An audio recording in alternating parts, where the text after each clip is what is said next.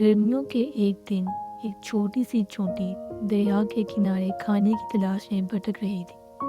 جب وہ پانی پینے کے لیے جھکی تو اچانک پھسل کر تیز بہاؤ میں جا گری۔ بیچاری چونٹی ڈوبنے لگی اور بہاؤ میں بہنے لگی۔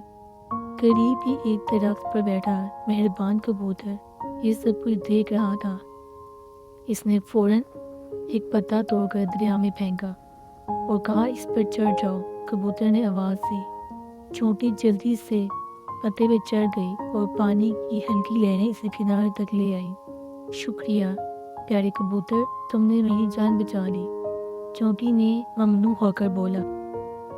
کچھ دن بعد چونٹی نے جنگل میں ایک شکاری کو دیکھا۔ اس کے ہاتھ میں تیر کمان تھا اور وہ سیدھا کبوتر کا نشانہ لگا رہا تھا۔ چونٹی نے فوراً کچھ کرنے کا فیصلہ کیا۔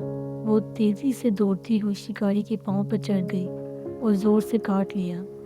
اوہ! شکاری درد سے چیختا رہا۔ اس کا نشانہ خطا ہو گیا۔ تیر ہوا میں ادھر ادھر گھومتا ہوا زمین پر جا گرا۔ کبوتر فوراً خطا پام گیا اور اڑ گیا۔ کبوتر اوپر سے چونٹی کی طرف دیکھ رہا اور مسکرا رہا تھا۔